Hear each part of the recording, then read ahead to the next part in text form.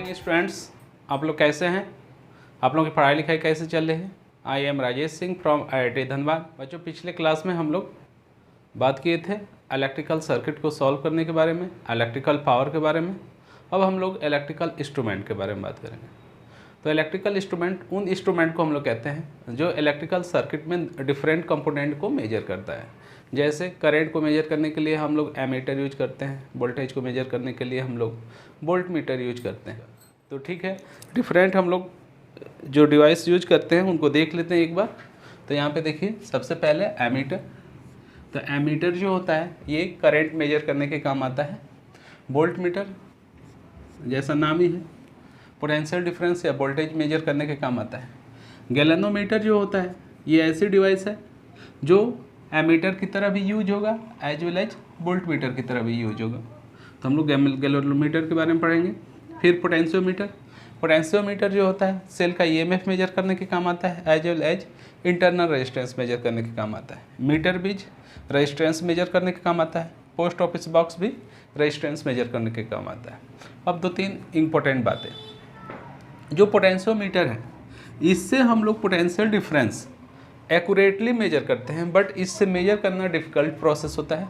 इसलिए in general जब भी हम लोग को पोटेंशियल जब कभी भी वोल्टेज मेजर करना है तो हम लोग galvanometer as a voltmeter use करते हैं। ये यूजर फ्रेंडली होता है, ईजी टू यूज होता है, इसलिए हम लोग गैलेनोमीटर यूज करते हैं। बट मोस्ट एक्यूरेट जो मेजरमेंट होता है पोटेंशियल डिफरेंस का वो पोटेंशियल मीटर से होता है। साथ में मीटर ब्रिज और पोस्ट ऑफिस बॉक्स दोनों रेजिस्टेंस मेजर करते हैं, बट पोस्ट ऑफिस बॉक्स से हम लोग मोस्ट एक्यूरेट रेजिस्टेंस मेजर करते हैं। लेकिन अगेन सेम प्रॉब्लम होती है, इससे मेजर करना थोड़ा सा लॉन्ग प्रोसेस होता है और इससे मेजर करना ईजी प्रोसेस होता है। तो इन दोनों से हम लोग रेजिस्टेंस ही मेजर करते हैं, लेकिन मोस्ट एक्यूरेट मेजरमेंट करने के लिए हम लोग पोस्ट ऑफिस बॉक्स यूज करते हैं और इन जनरल हम लोग मीटर ब्रिज ही यूज करते हैं। ये यूजर फ्रेंडली है। इसी तरह गैलेनोमीटर भी यूजर फ्रेंडली है। तो हम बच्चों अब एक एक करके हम लोग डिटेल में पढ़ेंगे। तो सबसे पहले एमीटर पढ़ेंगे, फिर वोल्ट मीटर, फिर गैलेनोमीटर, फिर galvanometer as a ammeter and a voltmeter, फिर पोटेंशियोमीटर। फिर हम लोग देखेंगे पोटेंशियोमीटर से हम लोग सेल का EMF कैसे मेजर करते हैं। फिर पोटेंशियोमीटर से हम लोग इंटरनल रेजिस्टेंस कैसे मेजर करते हैं। फिर मीटर ब्रिज। जो बच्चों मीटर ब्रिज होता है ना, ये व्हीटस्टोन ब्रिज के प्रिंसिपल पे वर्क करता है, जो आगे चल के हम लोग डिटेल में देखेंगे। पोस्ट ऑफिस बॉक्स के बारे में भी देखेंगे कि हम लोग इससे कैसे रेजिस्टेंस मेजर करते हैं। तो चलिए सबसे पहले हम लोग शुरू करते हैं एमीटर। बच्चों, हम लोग एमीटर को ऐसे डिफाइन कर सकते हैं कि ammeter is a electrical device which is use to measure the current in electrical circuit. यदि जो भी एमीटर होता है वो इलेक्ट्रिकल सर्किट में क्या करता है, करंट मेजर करता है। इसमें अगला पॉइंट है कि resistance of ideal ammeter is 0। And next point ये है कि ammeter is connected in series with circuit. चलो बच्चों, मान लो कि कोई ये एक सर्किट, ये कोई एक इलेक्ट्रिकल सर्किट है। ये इस बैटरी का EMF E दिया हुआ है, ये रेजिस्टेंस R है। हम लोग चाहते हैं कि इसके अंदर कितनी करंट जा रही है ये मेजर करें। तो इस सर्किट में मान लो कि हमको इस रेजिस्टेंस के अंदर करंट मेजर करना है, तो यहाँ पे वायर कट करेंगे और यहाँ पे हम लोग इंस्ट्रूमेंट एमीटर को लगा देंगे। तो ये इस सर्किट में देखा जाए तो किस में कनेक्ट हो गया, इन सीरीज कॉम्बिनेशन। ठीक है, तो कभी भी एमीटर को सर्किट में हम लोग सीरीज में लगाते हैं। जिस भी इंस्ट्रूमेंट में आपको इलेक्ट्रिक करंट मेजर करना होता है उसमें आप सीरीज में कंबाइन करेंगे। ठीक है, देखो बच्चों, जो रियल एमीटर होता है उसका कुछ ना कुछ रेसिस्टेंस होता है, और जब रियल एमीटर को हम लोग सर्किट में सीरीज में जोड़ते हैं तो वो जो करंट मेजर करता है, जो एक्चुअल करंट होती है उससे वो कुछ कम वैल्यू मेजर करता है। इसको कैसे देख लो। मान लो ये कोई इलेक्ट्रिकल सर्किट, एकदम सिंपल तरीके से हम लोग देखते हैं। ये EMF E है, रेजिस्टेंस R है। तो इसमें हम लोग का करंट की वैल्यू कितनी होगी, I बराबर E/R। अब समझो कि इस सर्किट में हम लोग करंट मेजर करने के लिए ये एक एमीटर लगाए और इस एमीटर का कुछ ना कुछ एक रेजिस्टेंस होगा। अब यदि इस सर्किट में हम लोग करंट देखें तो करंट की वैल्यू क्या होगी, ई बाई आर प्लस आर होगा। तो यहाँ पे इसको यदि हम लोग आई डैश से डिनोट करें तो देखो यहाँ पे एक्चुअल करंट आई होनी चाहिए और मेजर करके कितनी आई, आई डैश। तो आई डैश की वैल्यू छोटी है। तो जब कोई भी रेजिस्टेंस रियल है जिसका कुछ, कोई भी एमीटर जिसका कोई रेजिस्टेंस है, सम रेजिस्टेंस वैल्यू है, तो वो जब सर्किट में जोड़ा जाएगा तो सर्किट का इक्विवेलेंट रेजिस्टेंस बढ़ेगा, इसलिए करंट की वैल्यू घटेगी। तो हम लोग कहते हैं कि जो रियल एमीटर होता है वो जो एक्चुअल करंट होती है उससे कम मेजर करता है। तो इस बात को ध्यान रखेंगे। एमीटर का जो सिंबल होता है वो सिंबल होता है ऐसे, हम लोग सिंबल ए से डिनोट करते हैं एमीटर को, ठीक है, और ये करंट मेजर करने के लिए यूज किया जाता है। चलो बच्चों, अगला हम लोग देखते हैं वोल्ट मीटर। चलो बच्चों, हम लोग बात करते हैं वोल्ट मीटर की। तो वोल्ट मीटर को हम लोग ऐसे डिफाइन कर सकते हैं कि it is a electrical device which is use to measure the potential difference और voltage in electrical circuit. And symbol of voltmeter is, symbol of voltmeter is ऐसे। अगला पॉइंट है कि electrical resistance of ideal voltmeter is infinite. कि जो volt meter है, जिस भी आप लोड के क्रॉस पोटेंशियल डिफरेंस मेजर करने चाहते हो उसके पैरेलल कनेक्ट होता है। देखो बच्चों, जहाँ भी मान जाओ कि जैसे ये कोई सर्किट है, लेटे जो हम लोग एक सर्किट को ऐसा बनाते हैं, आगे चल के हम लोग और भी देखेंगे। ये R1 है, ये R2 है। अब हम चाहते हैं कि R1 के क्रॉस वोल्टेज देखें, पोटेंशियल डिफरेंस देखें, तो हम लोग को जो वोल्ट मीटर होगा उसको इसके पैरेलल ऐड करने का होगा। तो ये R1 के क्रॉस जो V1 है, R1 के क्रॉस वोल्टेज बताएगा। इसी तरह यहाँ पे यदि दूसरा हम लोग वोल्ट मीटर जोड़ें तो ये R2 के क्रॉस वोल्ट मीटर बताएगा। इसी तरह हम लोग इस सेल के क्रॉस यदि एक वोल्टेज थर्ड वोल्ट मीटर जोड़ें तो ये इस सेल के क्रॉस जो पोटेंशियल डिफरेंस है उससे बताएगा। तो वोल्ट मीटर को हम लोग उस डिवाइस के पैरेलल कनेक्ट करते हैं जिसके क्रॉस हम लोग को वोल्टेज मेजर करना होता है। साथ में जो resistance of ideal volt meter होता है वो इनफाइनाइट होता है। और यदि हम लोग कोई रियल वोल्ट मीटर यूज करते हैं तो उसका रेजिस्टेंस इनफाइनाइट नहीं होगा, सम फाइनाइट वैल्यू होगी। तो वो जो एक्चुअल वोल्टेज है उससे कम मेजर करेगा। तो इस पॉइंट को हम लोग थोड़ा सा डिटेल में समझते हैं। चलो बच्चों, इसको एक एग्जाम्पल से हम लोग समझते हैं। मान जाओ हम लोग के पास कोई एक इलेक्ट्रिकल सर्किट है और ये सर्किट में हम लोग बैटरी यूज करते हैं, आइडियल बैटरी यूज करते हैं, जिसका ईएमएफ हम लोग को दिया हुआ है 24 वोल्ट। ठीक है, मान जाओ कि ये रेजिस्टेंस जो है ये 3 ओम है और ये रेजिस्टेंस जो R2 है 6 ओम। ठीक है, अभी हम लोग इसके क्रॉस यदि वोल्टेज मेजर करने की बात करें V1 और V2, तो हमको पता है कि in series combination I is common होती है, I कॉमन होती है और V is directly proportional to R। तो हम लोग कहेंगे कि V1 रेशियो V2 की जो वैल्यू आएगी R1 ratio R2 that is 3:6 1:2।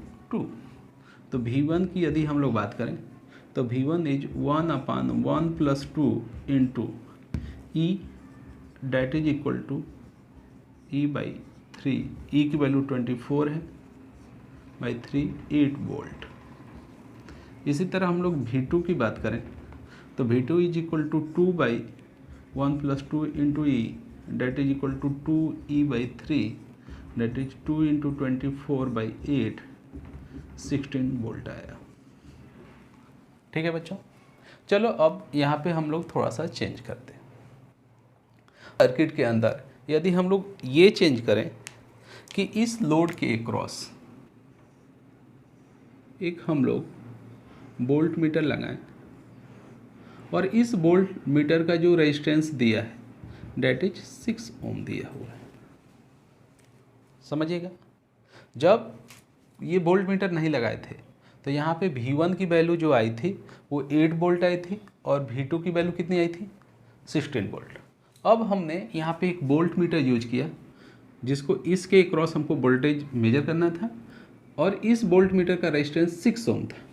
तब बताओ इसका जो R इक्विवेलेंट आया, R इक्विवेलेंट 6 और 6 पैरेलल हो गया तो 6 into 6 by 6 plus 6 that is equal to, ये कितना हो गया 3 ओम।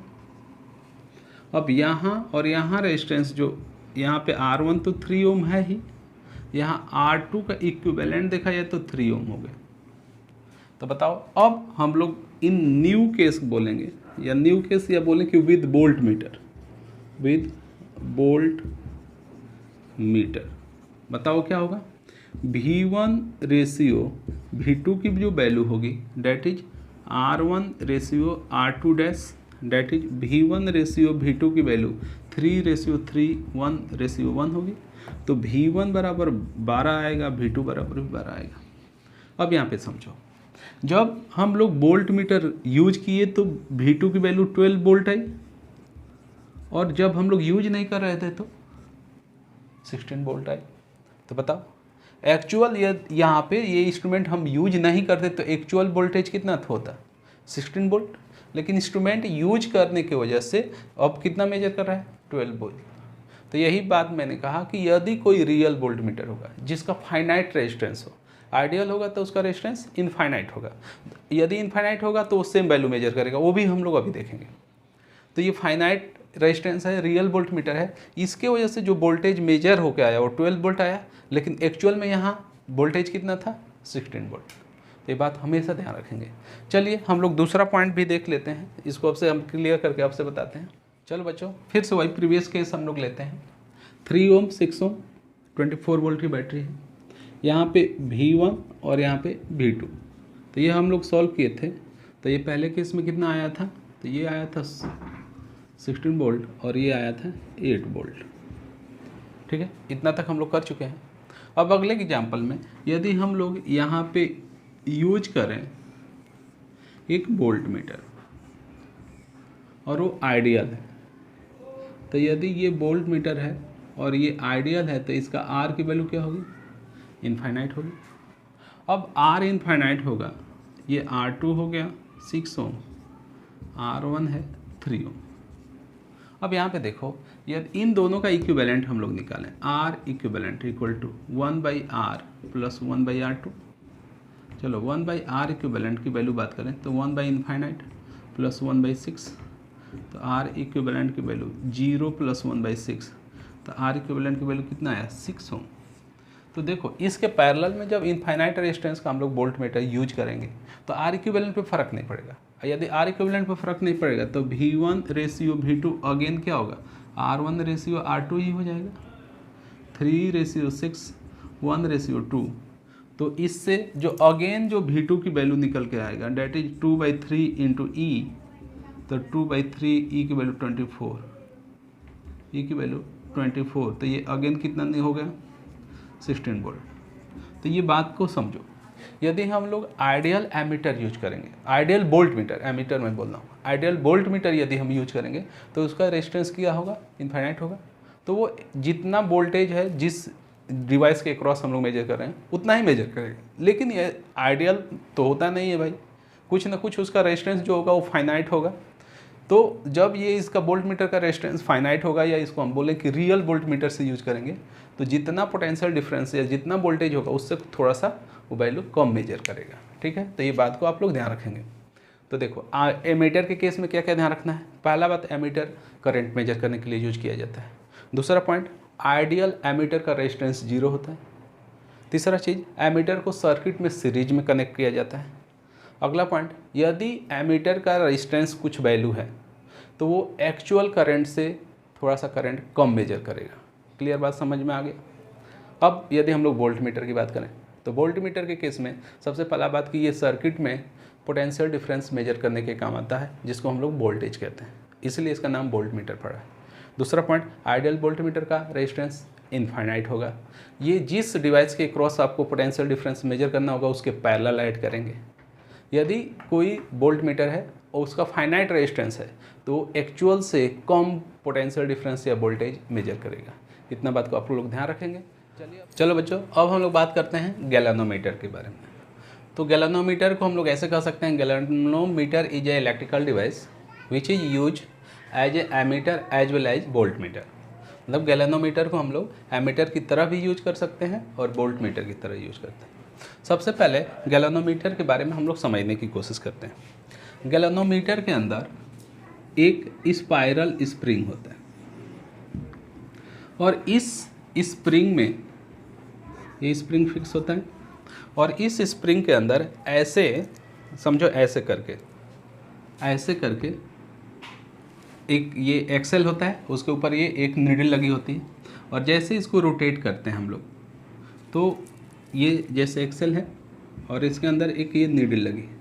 जब ये नीडल रोटेट होती है, लेट एज्यूम एंगल फाई, तो ये स्प्रिंग टॉर्क प्रोवाइड करता है और that is proportional to angle phi.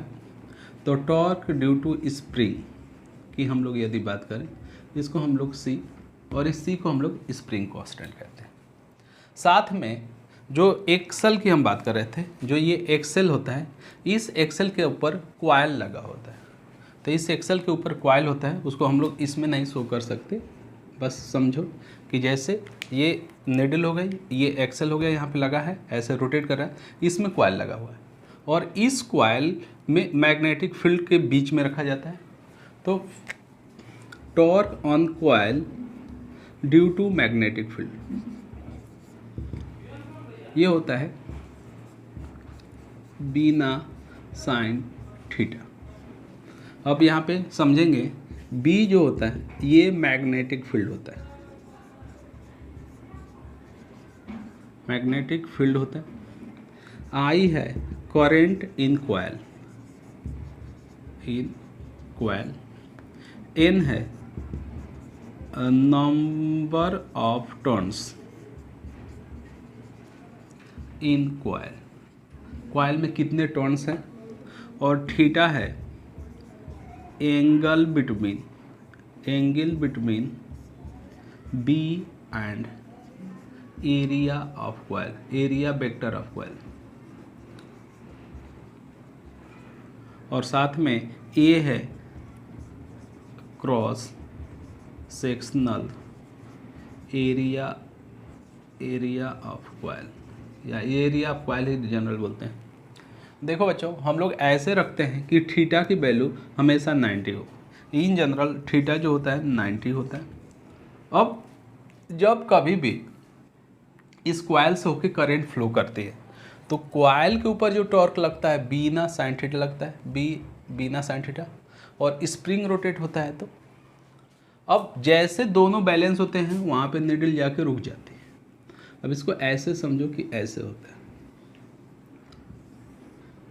ये पॉइंट है यहाँ 0 1 2 3 4 5 6 सो ऑन, इधर भी 1 2 3 4 5 6 सो ऑन। अब जैसे ये रोटेट हुआ तो दो तरह का टॉर्क लगेगा, एक स्प्रिंग की वजह से टॉर्क लगेगा और दूसरा torque due to magnetic field in coil और करंट की वजह से लगेगा। अब जब ये दोनों टॉर्क इक्वल होगा तो वहाँ पे इक्विलिब्रियम आएगा और वहाँ पे नीडल रुक जाएगी। तो हम लोग बोल सकते हैं, इधर लिखिए, इधर देखिए, एट इक्विलिब्रियम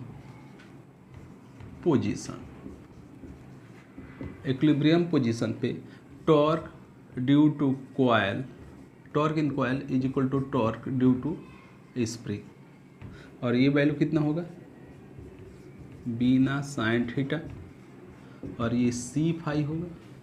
अब यहाँ से यदि हम लोग आई को देखें तो C by B N A sine theta into phi.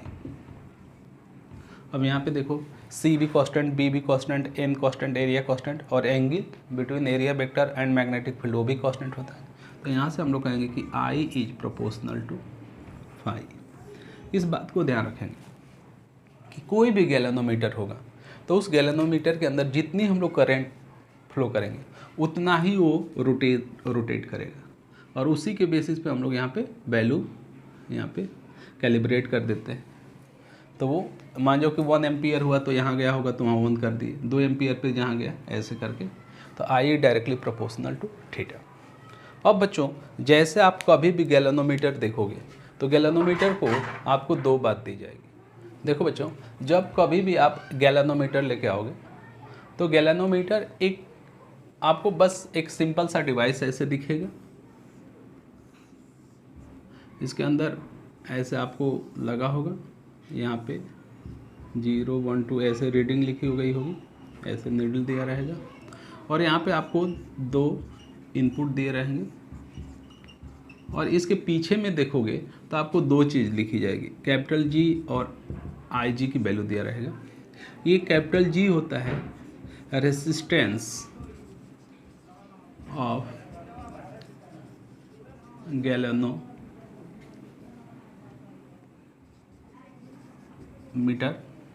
और आई जी है मैक्सिमम करंट थ्रू गैल्वेनोमीटर। तो आपको 2 बात दी जाएगी, जब भी गैल्वेनोमीटर होगा तो उसमें 2 इनपुट दिए रहेंगे और पीछे आप देखोगे तो G की वैल्यू दिया रहेगा, that is the resistance of galvanometer, और IG दिया होगा। IG ये बताता है कि इस गैल्वेनोमीटर से मैक्सिमम करंट कितना पास करेंगे। अब सिंबल ऑफ गैल्वेनोमीटर की यदि हम लोग बात करें तो गैल्वेनोमीटर को हम लोग दिखाने के लिए ये रेजिस्टेंस G को बताता है, जो गैल्वेनोमीटर का रेजिस्टेंस है, ये एरो बताता है एरो को, और हम लोग इससे गैल्वेनोमीटर को सिंबलिक रिप्रेजेंट करते हैं। तो कहीं भी आपको रेजिस्टेंस ऐसे लिखा हुआ दिखे तो इसका मतलब कि ये गैल्वेनोमीटर को बता रहा है। ठीक है, अब हम लोग देखेंगे कि गैल्वेनोमीटर को हम लोग एज ए एमीटर कैसे यूज करते हैं, फिर हम लोग देखेंगे गैल्वेनोमीटर को वोल्टमीटर की तरह कैसे यूज करते हैं। चलो बच्चों, हम लोग देखते हैं कि गैल्वेनोमीटर यूज एज एमीटर, कि गैल्वेनोमीटर को हम लोग एमीटर की तरह कैसे यूज करेंगे। तो अभी हम लोग जैसे बात किए थे कि जो गैल्वेनोमीटर है उसको हम लोग ऐसे सिंबॉलिक रिप्रेजेंट करते हैं। अब यदि गैल्वेनोमीटर के पैरेलल में हम लोग बहुत स्मॉल रेजिस्टेंस हम लोग यूज करें तो ये जो डिवाइस बन के आया है ये पूरा ये अब एमीटर की तरह यूज होगा। तो ये गैल्वेनोमीटर था, अब ये जो डिवाइस बन के आया ये अब एमीटर हो गया। ठीक है, अब ये काम कैसे करता है इसके बारे में बात करते हैं। तो सबसे पहला बात, जो हम लोग स्मॉल रेजिस्टेंस यूज किए इसको हम लोग बोलते हैं शंट। ये स्मॉल रेजिस्टेंस होता है। जब भी हम लोग गैल्वेनोमीटर के पैरेलल में स्मॉल रेजिस्टेंस यूज करते हैं तो ये गैल्वेनोमीटर एमीटर में कन्वर्ट हो जाता है और इसको हम लोग शंटिंग बोलते हैं, और इस रेजिस्टेंस को हम लोग शंट कहते हैं, इसकी वैल्यू स्मॉल होती है। तो आप ये आपसे पूछा जाएगा कि गैल्वेनोमीटर को एमीटर में कैसे बदलेंगे, तो हम लोग कहेंगे कि हम लोग गैल्वेनोमीटर में एक स्मॉल रेजिस्टेंस को शंट कर देंगे या पैरेलल में ऐड कर देंगे तो galvanometer is converted into ammeter. अब अगला बात कि ये कैसे यूज होता है, तो चलो यहाँ पे देखो, मान लो कि ये कोई सर्किट है, इस सर्किट से आई करंट आई, अब यहाँ पे गया तो इधर करंट आई जी हो गई और इधर current I naught minus I जी हुई। अब यदि हम लोग बात करें कि इसके क्रॉस जो पोटेंशियल डिफरेंस होगा, इस इधर से जो होगा, मतलब इस पाथ से जो होगा वही सेम इधर पाथ से होगा, तो हम लोग ऐसे लिख सकते हैं कि potential difference across galvanometer is equal to I G into G, that is equal to I naught minus I G into S, shunt की वैल्यू। अब यहाँ पे देखो, हम लोग को आई नॉट की वैल्यू मेजर करना है, तो आई नॉट को निकालने के लिए हम लोग कह सकते हैं I G into G is equal to I naught S minus I G S. इसको इधर लाते हैं और ऐसे लिखते हैं आई नॉट एस ये वैल्यू, अब ये दोनों इधर आया, आई जी कॉमन हो गया तो जी प्लस एस। तो यहाँ से आई नॉट की वैल्यू जो आया आई G by I ji bracket में जी प्लस एस बाई एस। तो हम लोग देखें तो मेन हम लोग का इक्वेशन निकल के ये आया कि I naught is equal to I G S plus G by S.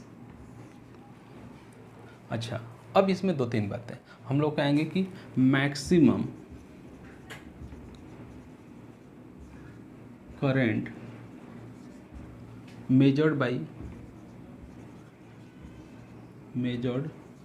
By ammeter, कि इस एमीटर से कितना मैक्सिमम करंट मेजर होगी। तो देखो जो ये मैक्सिमम कब होगा, ये सब तो कांस्टेंट है, जब ये मैक्सिमम होगा तो हम लोग कहेंगे कि आई नॉट मैक्स कब होगा, जब आई जी की मैक्सिमम वैल्यू होगी आई जी मैक्स और S plus G by S. तो ये मैक्सिमम करंट, इसको हम लोग कह सकते हैं कि जो गैल्वेनोमीटर एमीटर में कन्वर्ट हुआ था उस एमीटर की लिमिटिंग वैल्यू कितनी है, वो कितना मैक्सिमम करंट मेजर कर सकता है। तो हाँ, यहाँ से हम लोग निकालेंगे। अब कहोगे कि ये आई जी, तो चलो बच्चों ये आया maximum current measured by instrument. अब बच्चों जब हम लोग क्वेश्चन सॉल्व करते हैं तो दो तीन बात को ध्यान रखते हैं। हम लोग को पता है कि S is very very smaller compare to G. अब एस प्लस जी को हम लोग कह सकते हैं नियरली जी। तो जो हम लोग का मेन इक्वेशन है, ये वाला जो मेन इक्वेशन है, इसको हम लोग ऐसे भी लिख लेते हैं कि I naught is equal to I जी। अब यहाँ पे एस प्लस जी को हम लोग जी ही लिख सकते हैं, तो जी बाई एस। तो बहुत सारा क्वेश्चन इससे भी सॉल्व हो जाता है। लेकिन यदि आपका आंसर देखा जाए कि डेसिमल के मल्टीपल प्लेस तक दिया हुआ है, पहले प्लेस दूसरा डेसिमल तक, तब आप इसी को यूज करिए।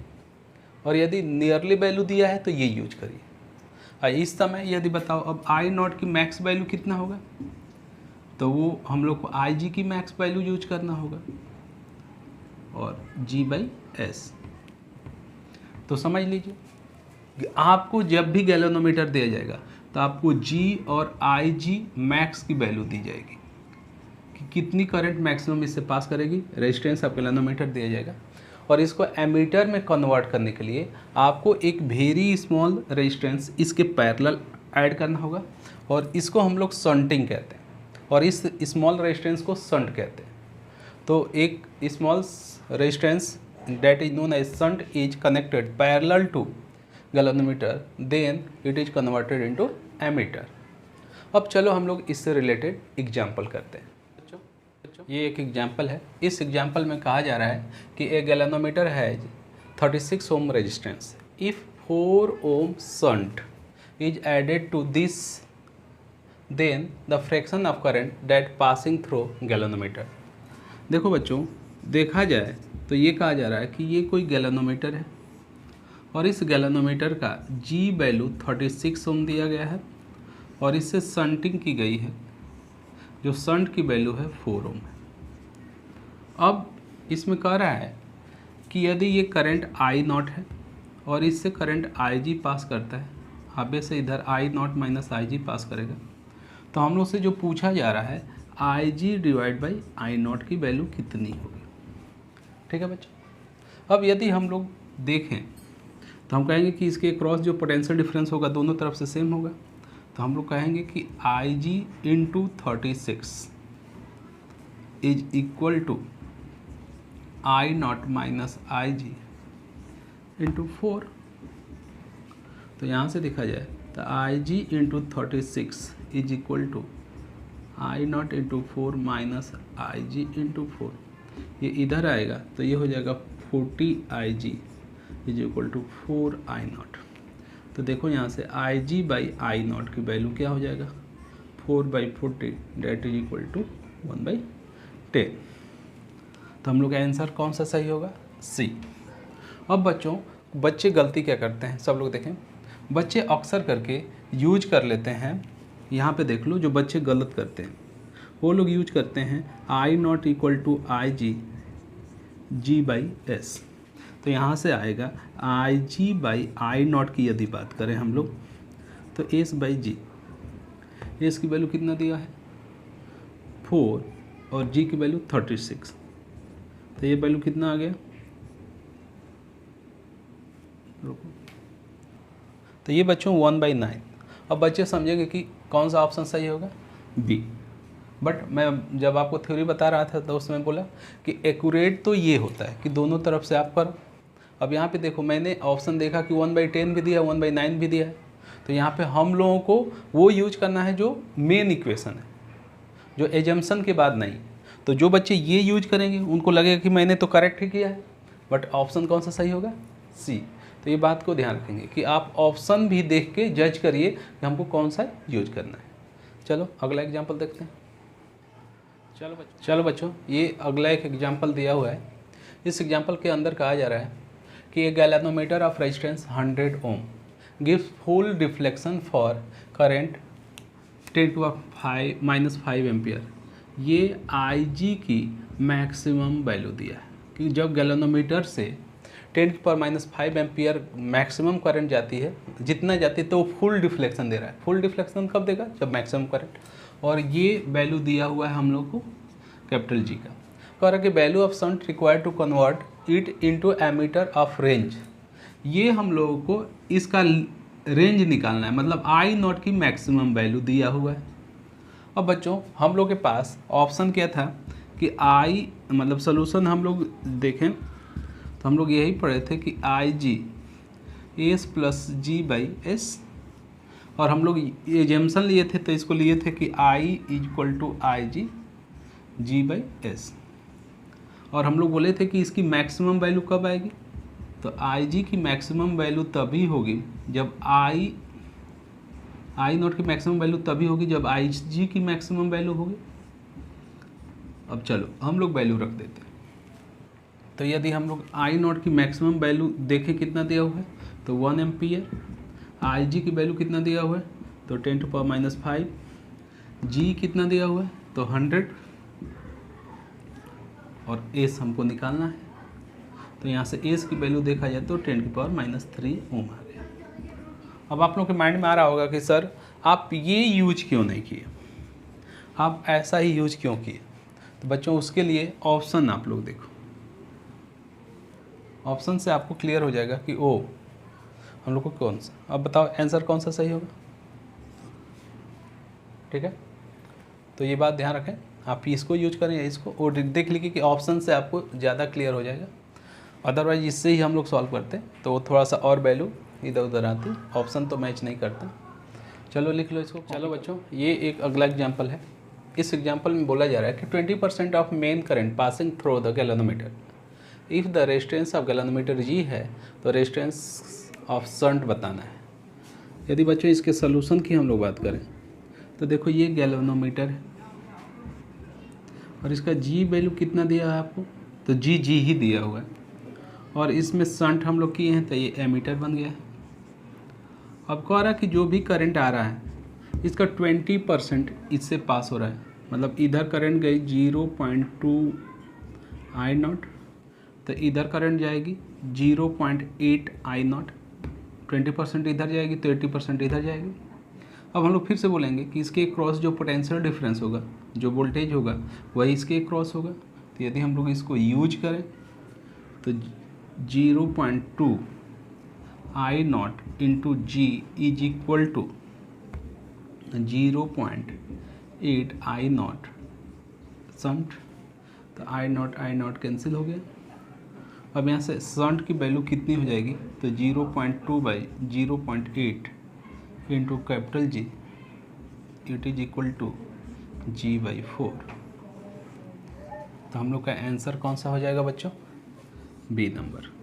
कॉपी कर लें इसको, इजी। चलो बच्चों अब हम लोग देखते हैं कि galvanometer use as voltmeter. तो जब बच्चों किसी भी गैल्वेनोमीटर को हम लोग को, ये गैल्वेनोमीटर दिया है और इसको वोल्ट मीटर में कन्वर्ट करना है, तो इसमें सीरीज में एक बड़ा रेजिस्टेंस हम लोग ऐड करते हैं, और ये अब पूरा कन्वर्ट हो गया इनटू वोल्ट मीटर में। ये वोल्ट मीटर में कन्वर्ट हो गया। हम लोग ऐसे कह सकते हैं कि when a large resistance connected in series with galvanometer then it is converted into voltmeter. ठीक है। अब बच्चों इसको सॉल्व करने का तरीका क्या है, जो इसके क्रॉस जो वोल्टेज आएगा या पोटेंशियल डिफरेंस आएगा तो V is equal to current through it, तो करंट इसके थ्रू IG जाएगा तो IG into G plus R. यही इसका बेसिक कंसेप्ट है। क्लियर है। अब जब इसको हम लोग सर्किट में जोड़ते हैं, इसको थोड़ा सर्किट वाला पोर्शन देख लीजिए। जैसे मान लीजिए कि ये हम लोग का लोड है, ये लोड है और इस लोड के क्रॉस हम लोग ने इस गैल्वेनोमीटर को लगाया, तो ये ऐसे, ये G है, ये R है। अब ये पूरा चीज़ है वोल्ट मीटर। अब देखो इधर करंट IG जाएगी, इधर से करंट I नॉट, तो इधर क्या जाएगा I नॉट माइनस IG। तो हम लोग कहेंगे इसका मान जाओ यहाँ पे I naught minus IG into resistance of load that is equal to IG R plus G, और यही क्या होगा V होगा। अब बच्चों जितना IG की वैल्यू कम से कम होगी तो ये वैल्यू एक्यूरेट आएगी, IG की वैल्यू जितनी ज़्यादा होगी तो ये वैल्यू अब कम आएगी। तो इसलिए कहा जाता है कि जो वोल्ट मीटर होता है ना उसका रेजिस्टेंस मैक्सिमम होना चाहिए। अब चलिए इससे रिलेटेड एग्जांपल देख। चलो बच्चों ये एक एग्जांपल है। इस एग्जांपल में कहा जा रहा है कि a 1 ohm volt meter has range of 1 volt. कह रहा है कि ये यदि कोई वोल्ट मीटर है तो इसका रेंज मतलब इसके क्रॉस V की वैल्यू कितना है, डेट इज 1 वोल्ट। ठीक है। अब एक बात को ध्यान रखो, यहाँ से हम लोग मेजर कर लेंगे IG, तो IG बराबर V by G that is equal to 1/1, तो 1 एम्पियर। ठीक है। अब कह रहा है कि find the additional resistance which is has to be joint to with the series in the voltmeter to increase range voltmeter to the 100 volt. अब देखो इसके अंदर हम लोग अलग से एक रेजिस्टेंस कितना जोड़ते हैं कि अब जब इसमें मैक्सिमम करंट IG जाए तो इसके अक्रॉस जो V की वैल्यू आए वो 100 वोल्ट हो जाए। तो हम लोग सिंपल लिख सकते हैं कि V बराबर IG R प्लस G। अच्छा V की वैल्यू कितना 100, IG की वैल्यू अभी निकाले हम लोग 1, R की वैल्यू पता करना है और G की वैल्यू हम लोग को दिया है 1 ओम। तो बताओ यहाँ से R की वैल्यू कितना आ जाएगा 100 माइनस 1 डेट इज 99 ओम। तो हम लोग का आंसर कौन सा करेक्ट हो जाएगा बच्चों, C नंबर करेक्ट हो जाएगा। चलो बच्चों तो यहीं तक ये हुआ और इसको नोट कर लीजिए। अब नेक्स्ट जो रिमेनिंग पार्ट है इलेक्ट्रिकल इंस्ट्रूमेंट का वो हम लोग अगले वीडियो में देखेंगे। चलिए थैंक यू।